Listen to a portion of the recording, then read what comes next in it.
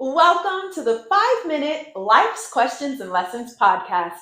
I am your host, Charity Youngblood, and I am so grateful that you are here with me today. Let's get started with today's topic: how to identify what you need to start saying no to. How to identify what you need to start saying no to. Now, this is part 2 of one of the episodes of this series. And the whole reason I wanted to record this episode is because I got quite a few messages on some of you having some difficulties with the what. Like, you're like, I get it, I'm with you, but I still don't know what I need to start saying no to. So I thought it would be helpful to provide you with this first step that might get your wheels turning. So my suggestion would be, if you are stuck on the what, asking yourself, what do you watch, listen to, read, or do that makes you feel bad about yourself? What do you watch, listen to, read, or do that makes you feel bad about yourself?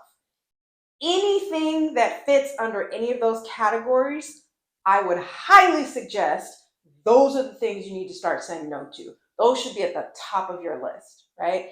Now, I'll give you an example. I have been off of all social media, but specifically I'll focus on the first one I got off of was Instagram. I realized when I was on Instagram, after I would feel really bad about myself. And I'm not someone who has a lot of, negative emotions towards other people's success. Like, I want you to have the body that you want. I want you to travel all over the world. Like, I'm all about that.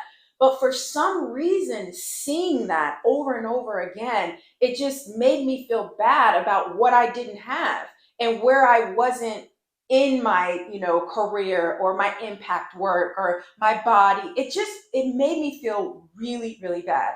And I know that there's that saying of comparison is really the thief of joy. For me, it's true, because it's like, if I don't see it, I'm not thinking about it. And I remember it was literally just this question of, girl, why are you on Instagram?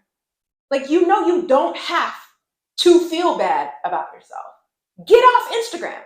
And there was obviously this work. Literally, I went through like all of the things, but I made the decision to get off. And I don't know how many years it's been, but it's been a very significant amount of time. And so I wanted to share that with you, because sometimes we think about things and we don't realize that we are responsible for that choice we're making. Another example of something that I watched, that it wasn't necessarily making me feel bad about myself, but it was giving me these like emotions that I wasn't about that life. And there was this show called The Handmaid's Tale. I don't know if it's still on, but I remember watching it, and my blood pressure will raise. I would be so like, ugh. And I was like, girl, what are you doing? If it do you like that, don't watch it. So I'm giving you those 2 examples, and I really challenge you to and encourage you to first make sure you're in the right mindset. You want to ask yourself that question with curiosity, okay? So not in a judgmental space.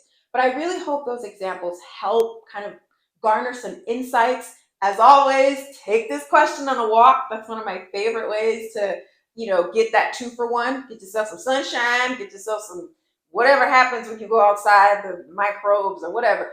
Anyway, take the question on a walk or write it down, explore it while you're washing the dishes, whatever works best for you. But I'm hopeful that that will kind of get you started in really determining the specific things that you need to start saying no to.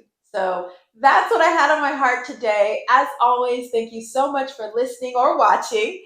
Wherever you're saying my word, or wherever you're saying my words, wherever you are watching me say my words, please rate and review this podcast on Apple Podcasts, on Spotify.